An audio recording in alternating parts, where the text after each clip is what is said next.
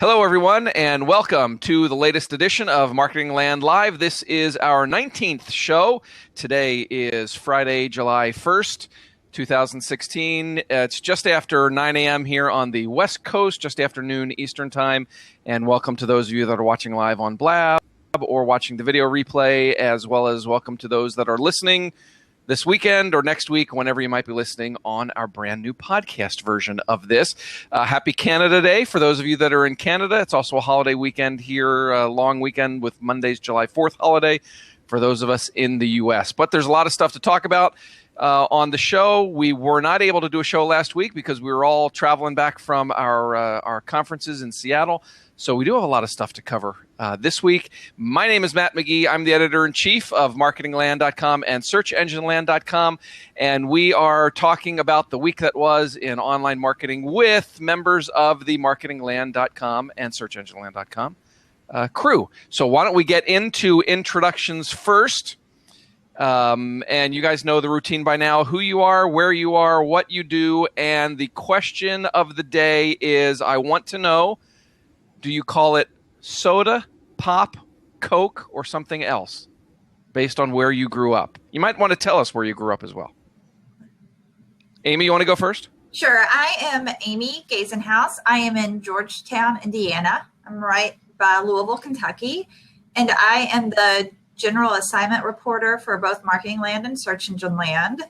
And everything is Coke here. So no matter what, really, everything, whatever soft drink can get Coke. Yeah, Coke is soda. So yeah, I don't know. So if I want a root beer, I have to ask you for a Coke. Root beer is a whole different. Root beer can't be classified, but if you're like at someone's house and you want a soft drink, do you have a Coke? Yeah, interesting. And if somebody put like a Sprite, that would be cool. Okay. So yeah. So even if you want a Coke and they give you a Sprite, it's fine? Well, for me, if they actually have a Coke, that's like extra exciting because when I drink soft drinks, I prefer Coke. But yeah, I grew up in a house where everything was Coke. And we even, I was in RC Cola house. Y'all know RC Cola? But that was still Coke. So, yeah. Really? It's like a grab bag. Interesting. Yeah. All right. All right, Tim, you're up. Peterson. I live in Los Angeles. I cover social, and I just call it soda. I want to start calling it Coke because I think confusing people will be fun. So I'm going to adopt that. Well, and did you grow up in Southern born California? And raised Los Tim? Angeles, one of the few. So it's all soda. Yeah, just soda. Okay, because that's the way it is for me. I grew up outside Philadelphia, and everything was soda. Do you want to get a soda? Yeah, let's go get a soda. But then in some parts of the country, it's let's go get a pop. I think that's like in the north, like Minnesota. I thought pop was just like a Back to the Future thing. Like that was my exposure to pop. No, I think it's like a regional. There was a really cool New York Times thing about 2 or 3 years ago on the internet where they sort of broke down different terms and how they're used in different parts of the country. What a branding thing for Coca-Cola, right? Yeah. I know, right? So, yeah. Yep. Yeah. Totally.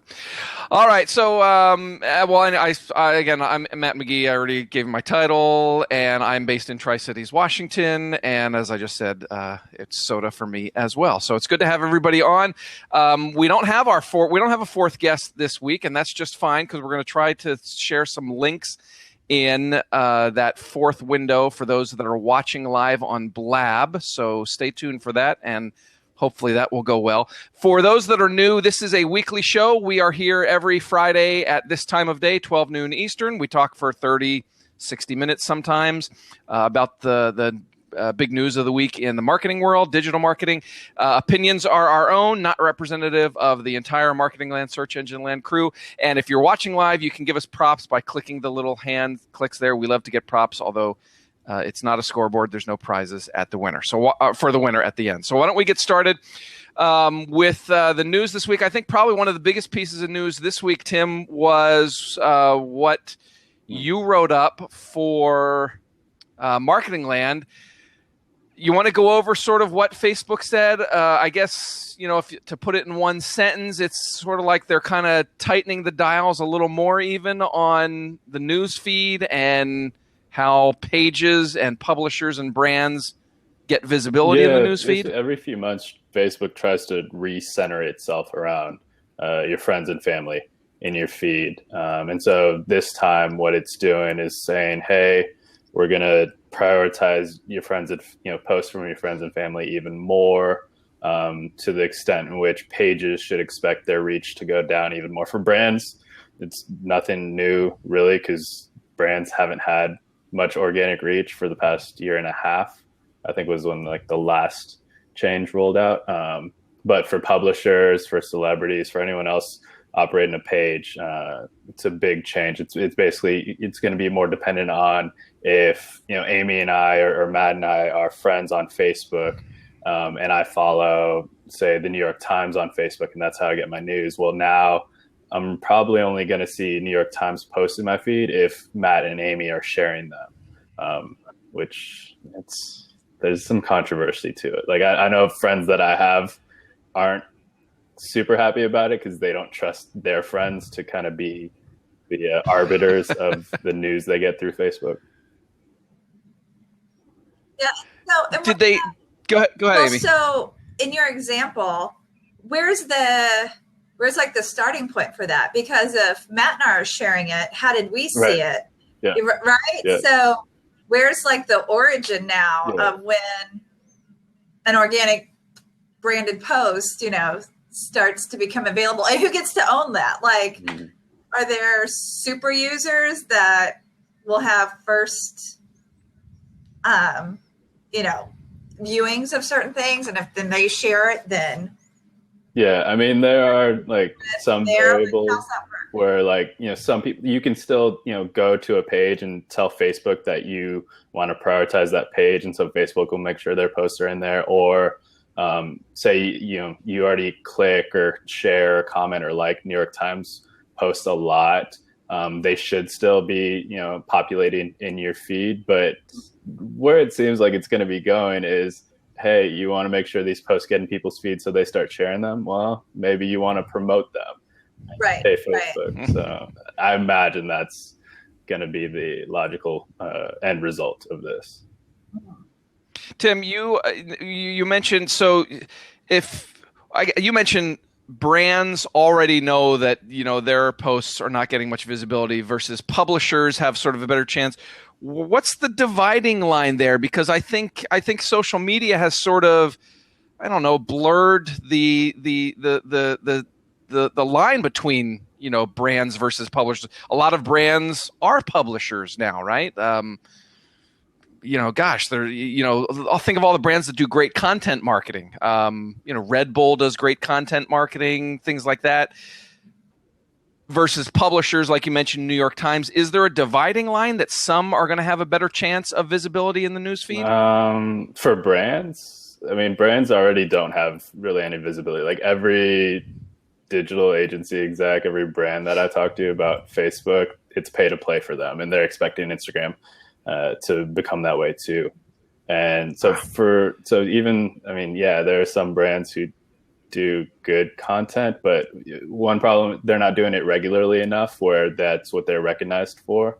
And so I don't know exactly how Facebook's algorithm delineates between a brand page versus a publisher page, but I haven't heard anything about publishers' reach going down to the extent that which brand pages reach has gone down. Right.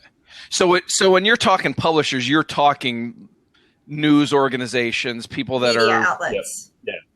I think they're helped by the stuff. fact that people can kind of directly be sharing them. Like you can navigate to NewYorkTimes.com, find a link, and then share it yourself on Facebook, as opposed to seeing a New York Times post in your news feed and then resharing that.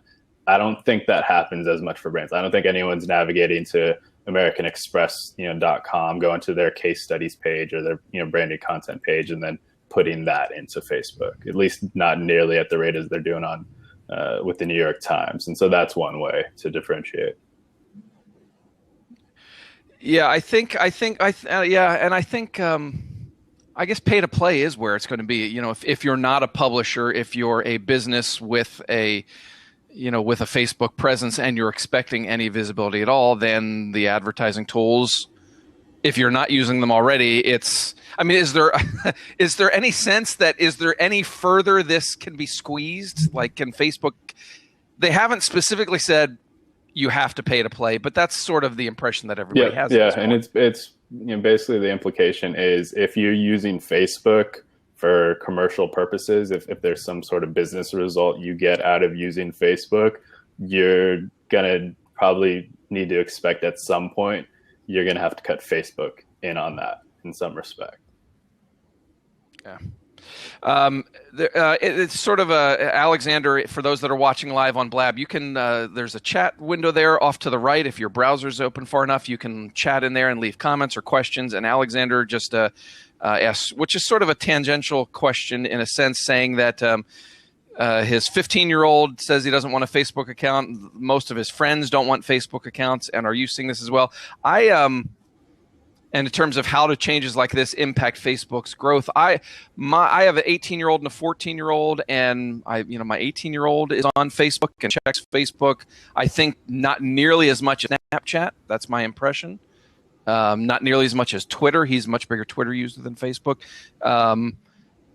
Amy, you have, I have kids, but my 7-year-old doesn't have any social media.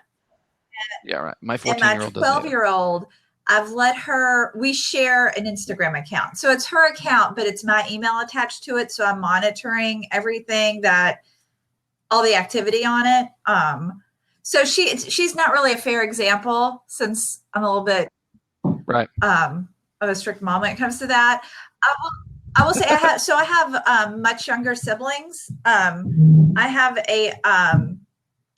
they're in their mid 20s, and my sister, who is, oh my gosh, she's going to kill me, 24, she recently just said, I don't do Facebook Messenger. Stop trying to send me, just send me a text, because I would be on Facebook. I'd want to share something I saw with her, but privately.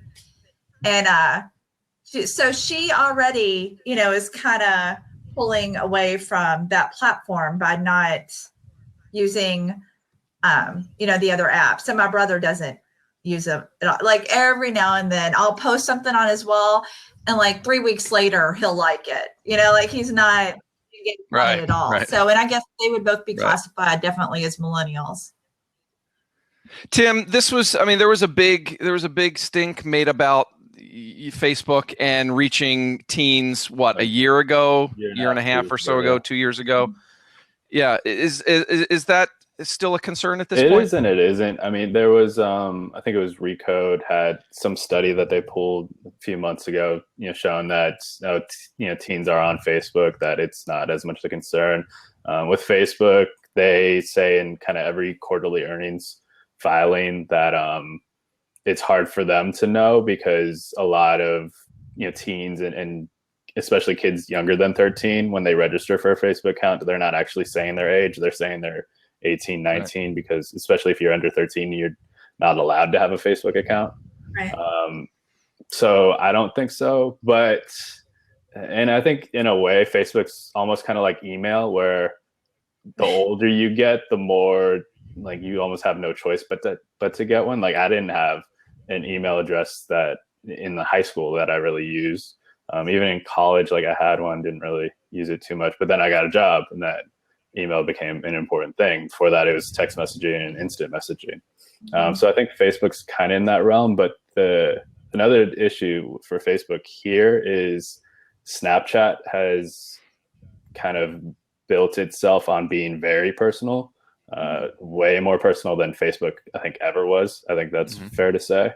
And so I think that's kind of hit on a weakness of Facebook.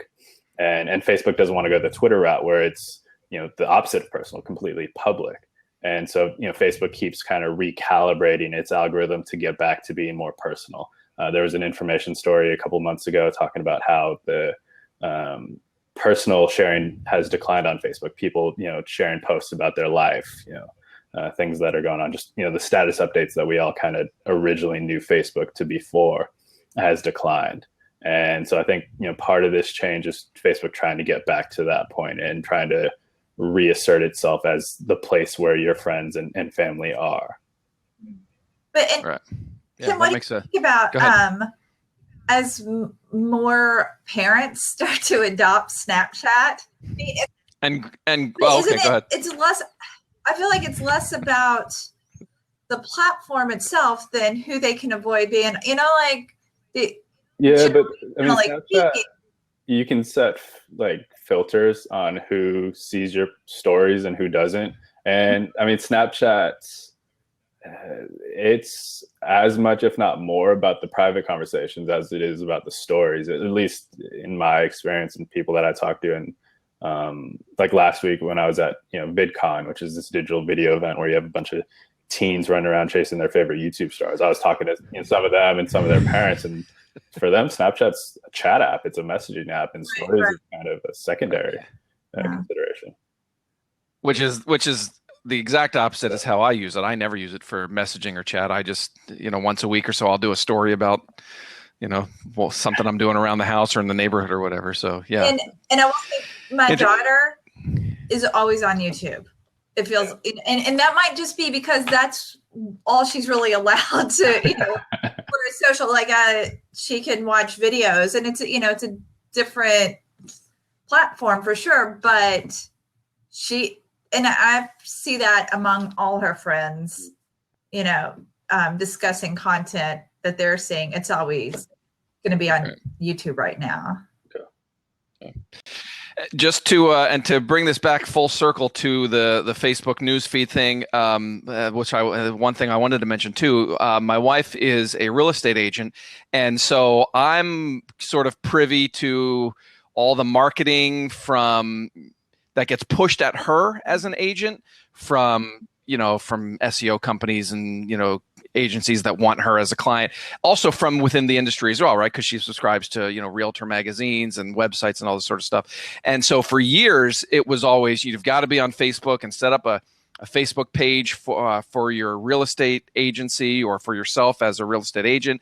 And so all these agents have their own Facebook pages, but just within the last year or two, you start seeing, and she's been, the advice from, national organizations, regional organizations has been, forget your page, use your personal account now to, sort of interact with clients and potential clients. And she's been doing it that way all along, and, does it in a very non-spammy way. But it's that, certainly within the real estate industry, they're sort of abandoning the idea of, don't even bother having a page because you're not going to get any visibility from it anyway. So I'm curious. I would expect that is going to be sort of the message that we're going to, if we're not already seeing from a lot of other industries as well. Although obviously not every industry has an arrangement where the individual can use the personal account. But yeah, I think we're going to see a lot more of that. So, all right. Shall we move on to topic number 2, which there's so much Amazon related news over the last week or 10 days. I think the big one, obviously, is that they announced that Prime Day is going to happen on July 12th, which is, a week from Tuesday, because we're recording on July 1st. So a week from Tuesday is going to be Prime Day. It's the biggest shopping day of the year. They did it for the first time last year, and it set all sorts of records. The idea was, we're going to have this big shopping day in the middle of the summer to sort of, balance out, or not compete, but sort of, let's have a Black Friday in the middle of the summer was I guess the kind of thing. And it turned into this huge day, and people complained on social media about things selling out too fast, and the stuff that didn't sell out was like real, products that nobody wanted apparently, but it set all sorts of sales records, and it was just this huge thing, and it's coming back this year, and I am planning to shop Prime Day. Are you guys going to shop Prime Day? I am still not a Prime member. You are not a Prime. Oh my gosh, Amy. I know. Well, you know how when we were talking about topics, and I shared the Jeff Bezos quote about, it's his will to make everybody who's not a Prime member feel irresponsible. And I just have this, it just kind of. You are irresponsible. You're being irresponsible. It's irritating that I'm just expected to fold into this Amazon train going. I don't know. It's and even last night, my husband had me look up a tool on Amazon for his work, a piece of equipment. And I just kind of was like, I know we're going to have to do this. And he was even shocked that we weren't, like he just assumed we are Prime members because I get so much stuff sent to our house online. So yeah, so I'm a late adopter, and it's just out of spite, really. So, you're just trying to be a rebel. So I need to kind of go through the list of things they're planning on pushing on Prime Day, and that will probably push me over the line. Well, they just made it so you can sign up for a month. You can try it for a month for like $10.99 or something like that. You don't have to pay the full $99. But don't you get the first 2 months free regardless, right? I do. Yeah, you might. I don't know. I mean, I've been a Prime member for a year and a half or something like that. So it's 2 years maybe. But yeah, it's it's brilliant that they they have this that sort of it really ties us as a family even stronger. I mean, we were always Amazon shoppers. I've been shopping on Amazon since 1999 or 2000 or something. I think it tells me when I log in what my first purchase was. But it really ties you so much more to them because it's at the point now where when I have to shop for something, I need something online, I don't bother with Google or Bing or anything. I go to Amazon because I assume I'm going to find it there, and that's so that's my product search engine, and I know that I'm going to get it within 2 days, and shipping is going to be free. And if you only order 5 or 6 things per year, then that $99 doesn't make any sense. But I order 18, 20 times a year, multiple items. Do you do consumer goods? Do you think you'll do groceries? I have done a few grocery items. Yeah, I feel really guilty about that though. I feel it drives me crazy. Like I'm not a huge tree hugger, but it drives me like the idea of them putting some little like box of peanuts in this huge shipping crate, and I'm like, I can just go to the store for that. Yeah. Well, and I think that's where kind of my aversion starts with because of my love of books. Like, I mean, seriously, like this is just a few behind me. And I am a big fan of we have this great local independent bookshop in Louisville. And, Bezos has always been pretty harsh on authors and publishers. And so I think that's where that seed started for me to be like, no, I'm going to keep him at bay, was because of books. And so like I have bought books via Amazon, and I feel like I feel really guilty when I end up going there to purchase a book because I can't find it locally. So that's I don't feel guilty about the books. I feel guilty about, because that's how it started. It's a bookstore, but I feel guilty about, like, I literally did order. There was some grocery product that my wife really wanted, and it stopped being sold at any of the local stores. And I found it on Amazon, and it was, I wish I could remember what it was, but so it's this little grocery item, and it ships in the big box, and I'm like, what a waste. And so I literally felt bad about that. There's a BuzzFeed listicle that's a whole collection of times Amazon shipping needed to chill out. It's like this collection of photos of products sent in Amazon packaging that are just so obnoxious. Somebody's ordered like a big pen, and it's in a box that you can fit a microwave in or something. So they do have some shipping fails like that. Pamela Parker from our team points out in the comments that Walmart has a Prime-like option. I think they just rolled it out to everybody within the last week or so. It's like $49, I think, and Target has free shipping for Red Card members, she says. But yeah, it's kind of, I don't know. It's kind of Amazon's. Have you guys heard of Jet? Yeah. Have you guys ever ordered from Jet? Okay. I think we've done on Marketing Land 1 or 2 stories on Jet. because they're fairly new and sort of trying to compete with Amazon. And I got an email offer this week, I think on Monday, from Jet, and so I tried it out. Went and found. We buy this. Our dog is spoiled. We buy this organic dog food for our dog, and so there's one store locally that I get at, but it's like, for a big 30-pound bag of it, it's like $60. And so they were selling it on Jet, and I got it for like $46, which, $14. I'll save that. I'll gladly do that if I can save $14. And they gave me a discount because I paid with a debit card. They gave me another discount for some other reason, and then it shipped for free in 2 days, and it was a really great experience. So I'm kind of into. I don't know much about Jet, but certainly they're not going to break my Amazon habit anytime soon, but I thought it was a very good experience. You using your debit card?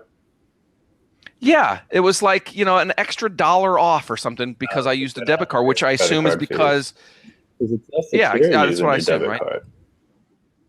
That's weird that they would. I wonder if like privacy advocates or cybersecurity advocates would have any backlash for that. Yeah, I'd never seen that before. If you use a debit card, here's an extra, it was like 80 cents or $1 or something like that. So, Matt, do you have any dash buttons?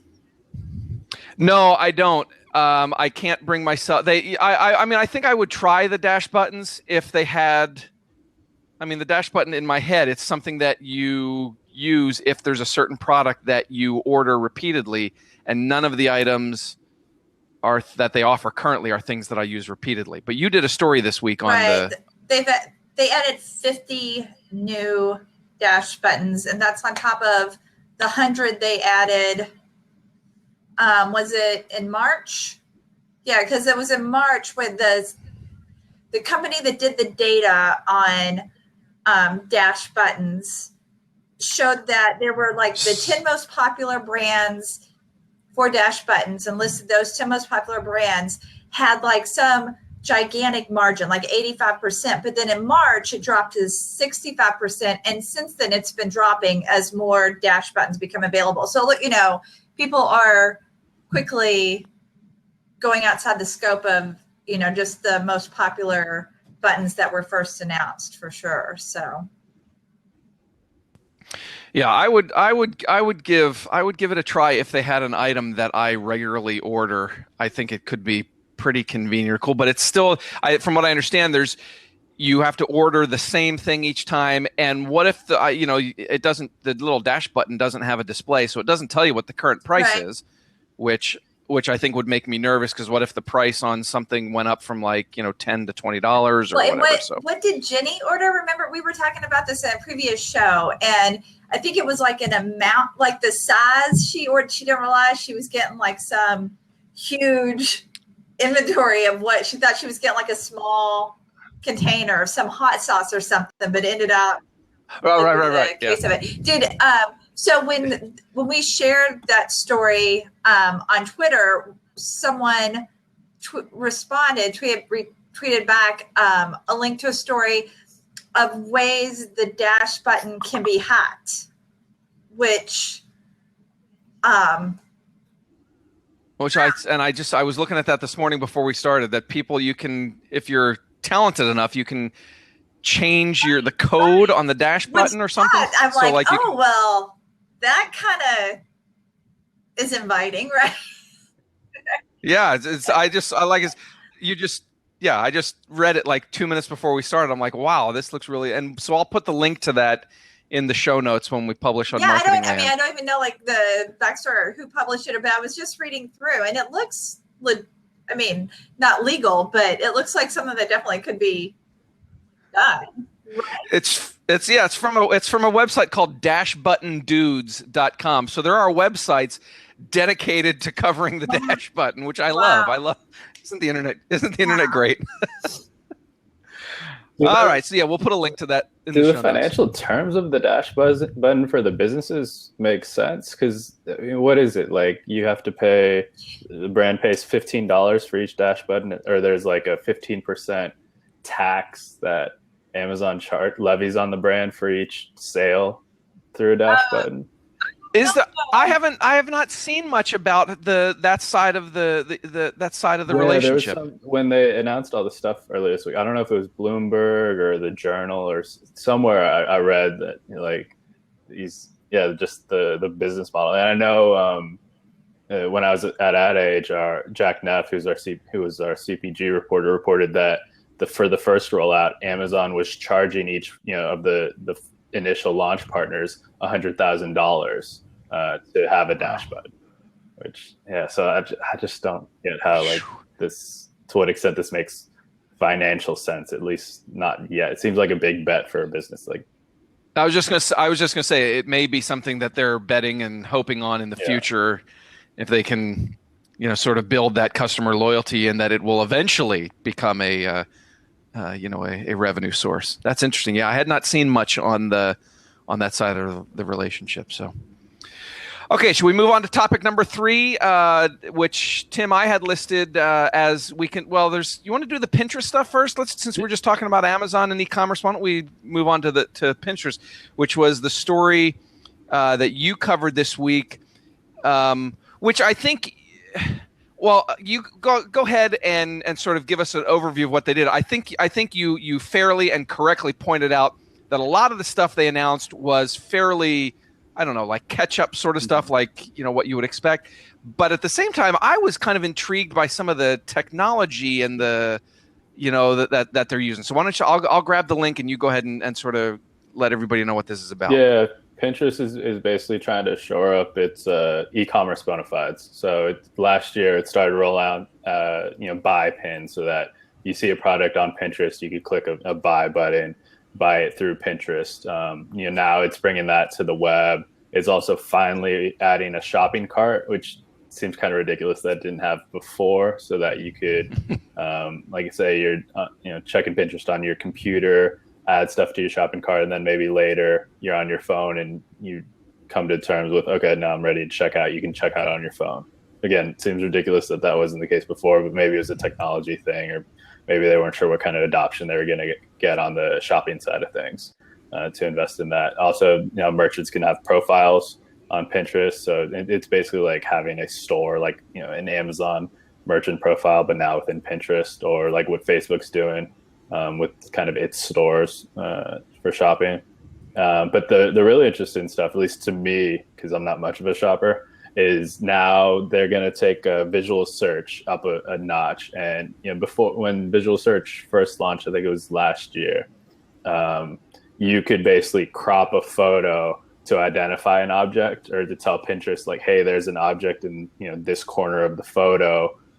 Can you show me other things like it? And Pinterest technology would basically try to figure out what that object was, and then map it against similar objects. Like, okay, this is a lamp. We're going to show you other pins about lamps. Now it's actually going to start doing that stuff automatically, and so it's going to be able to recognize, oh, there's a lamp in this photo, and put a dot next to the lamp, so that when anyone sees the photo, they can just click that dot if they want to see related pins. They don't have to sort of be as active in telling Pinterest that they want to see that stuff. And then eventually they're going to start testing this thing where it seems like your phone, you can be taking a photo of something just, in the wild on the street. Say you like someone's, shoes or their backpack, and Pinterest will recognize what that is and then find similar products on Pinterest, conceivably, that you could then buy through Pinterest. And if people, click on the story there that we have in the fourth window, or if you're seeing the show notes later, Pinterest supplied this fascinating animated, I think it's an animated GIF, yep. Right? Is that what it is, Tim? And I'm looking at it right now, and like literally everything in this photo becomes a shoppable or a searchable item, right? Exactly. And so it's like Pinterest. I don't know. I don't know if this is a good analogy or not. Maybe I'm wrong. But for Google, the keyword is the thing. On Pinterest, they're now saying they're getting to a point with their visual search that you take a photo of anything, and anything it sees can become basically a search query. Yep. And Google's trying to do that too. It has its Cloud Vision API, Sure. and I've messed around with that. It's okay. Like I ran some Twitter profiles, brands profiles through it, and it thought like the Starbucks logo was a skateboard. This is kind of weird.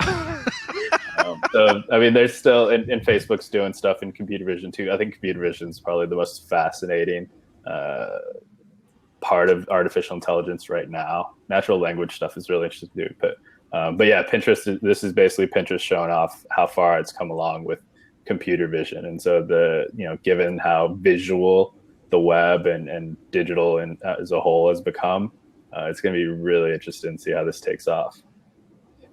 And to get back to the first part about the shopping carts and the buyable pins and all, where are you actually completing the transaction? You're not completing that through Pinterest. Oh, good question. I don't know. I would have to check on that. I assume that they're communicating that into the vendor's shopping cart and all that sort of stuff. Maybe, although then I guess it would be complicated because with the shopping cart, the idea is then you can have products from multiple merchants. Yeah, that's right. If you're checking out, it would be awkward if like 5 different tabs open up. Yeah, that would be. Yeah, huh? Yeah, shopping cart would lend itself to one checkout. So. Mm-hmm. Yeah, which could explain why it took them a while to add that to it to make it easier and kind of one-stop shop. All right, that was fascinating. The stuff about the visual search, I was just looking at that. I was like, wow, that is really, really cool stuff that they're working on them. Good for them.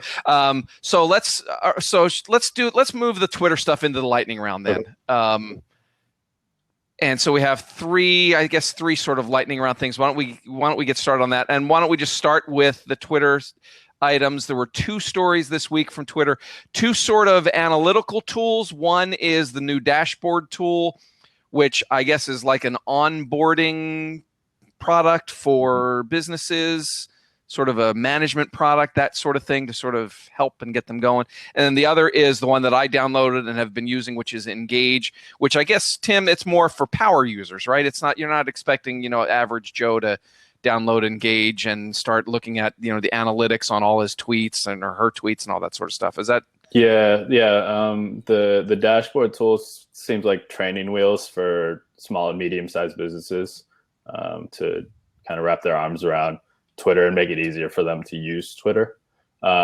Engage seems more for like public figures, celebrities, people who get a lot of people adding them, replying to them on Pinterest or on Twitter, sorry.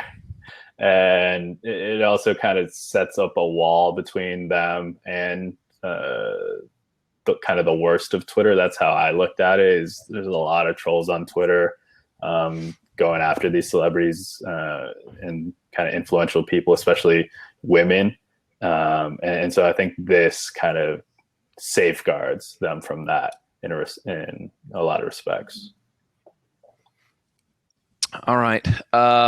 Topic number 2, lightning round, was just what kind of hit the news this morning, right? The Facebook Messenger platform got updated. They announced 4 or 5 different things. And we have a story on Marketing Land that I'll put in the show notes. What stood out from that announcement? Yeah. So one thing was now people can link their customer accounts to a bot. So like one challenge that 1-800-Flowers had with its messenger bot was it took a really long time to try to go through it. At least in my experience, Danny, it seemed like had a pretty good experience. He did. He was the luckiest messenger user ever.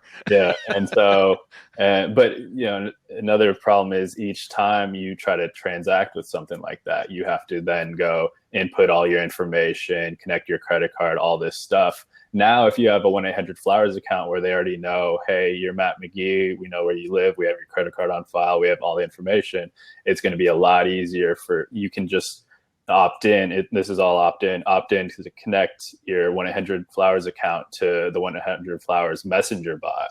And so then the next time you want flowers, you don't have to input any of that information. So it'll be a lot easier to be using these bots. So that was one. Another is interested in that they're kind of getting away from kind of the magic of bots. Originally, kind of the magic of bots was that you can have a normal, text conversation with a bot just like you would another person. And it would kind of be all just words, or like, how you would in a text message. But, Messenger rolled out, and there were these call to action buttons that you would click on in order to, tell a bot what you wanted, or the bot would present to you with options. And now the bot's even presenting you with options of how you want to reply. And so, it's kind of going backwards a bit, where it kind of in recognition that maybe the artificial intelligence technology, or the way that people are creating these bots, isn't going to understand what people are saying. And so instead of, maybe we're just not at that point yet. So now there's just going to be predefined options on how to reply to a bot to get over that hump. Matt, do you remember the Seinfeld episode where Kramer was pretending he was the movie recording? You remember? And he was like, "Why don't you just tell me what movie you want to see?" Wait. Oh, that sounds familiar. Through my head, whenever I hear the word bot, is Kramer going, "Why don't you just tell me what movie you want to see?"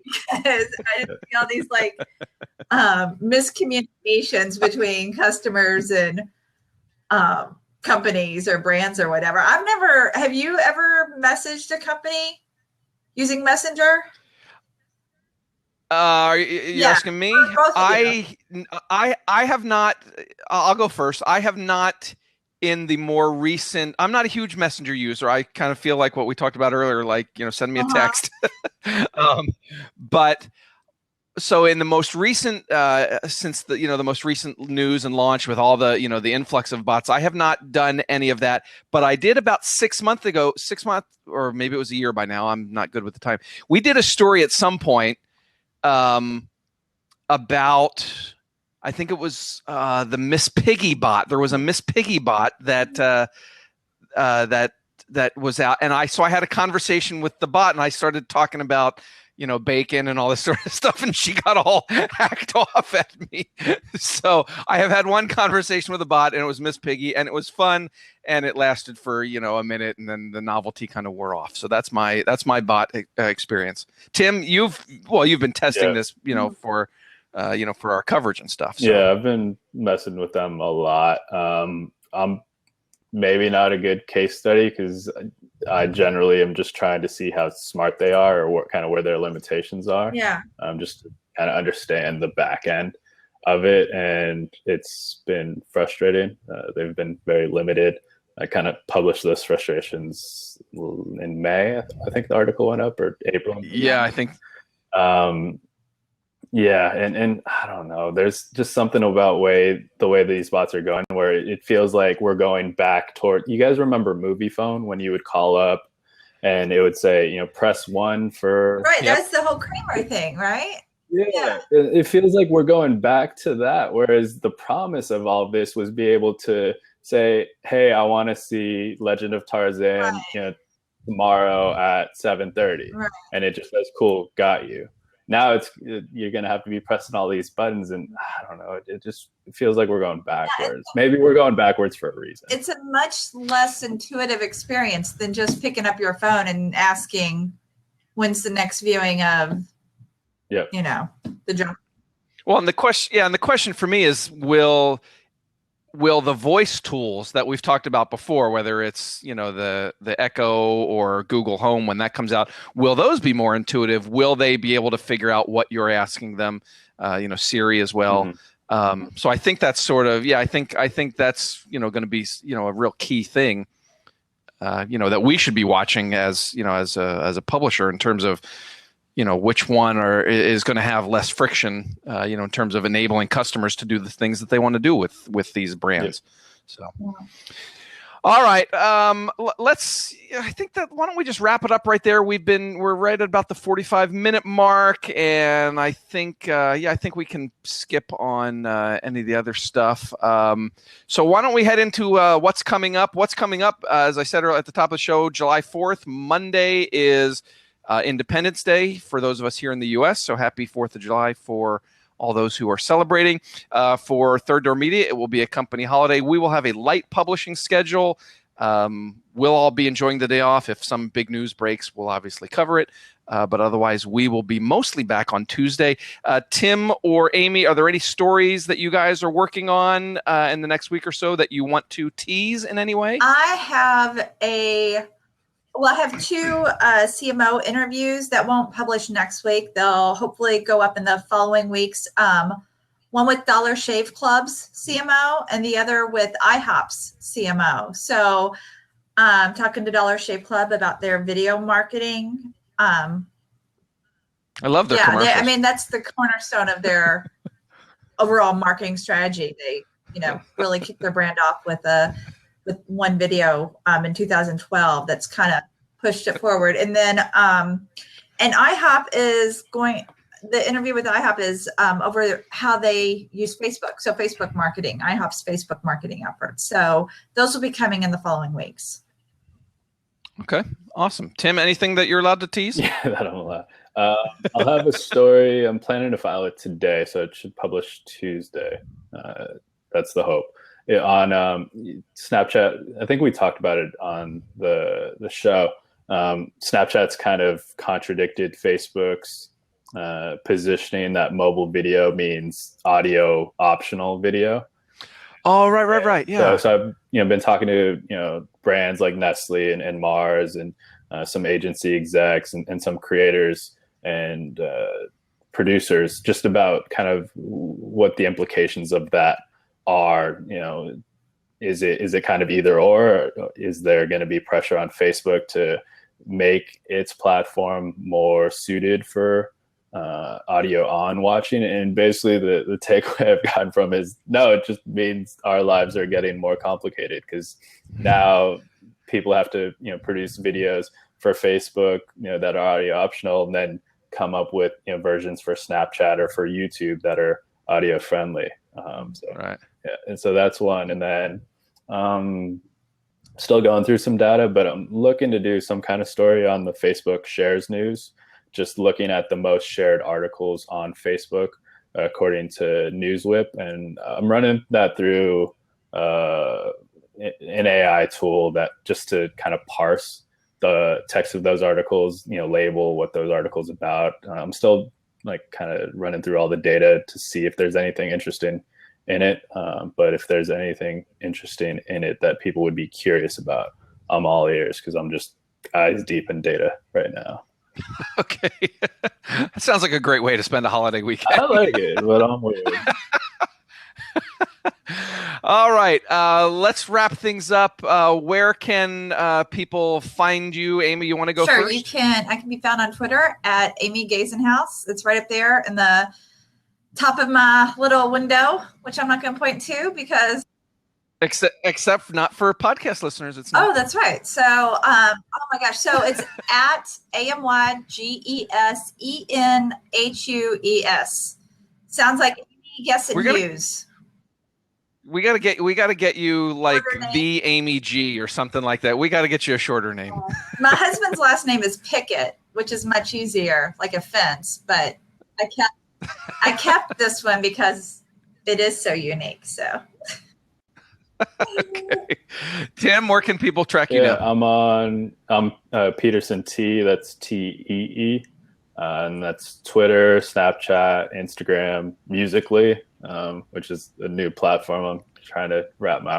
Have you tried that? I've saw stuff about it. I like it a lot, but it reminds me of Vine at first, and it's really fun. So my daughter asked for that for a weekly account, and I was like, I don't even I don't. Yeah. The whole platform now. We have to go and find out.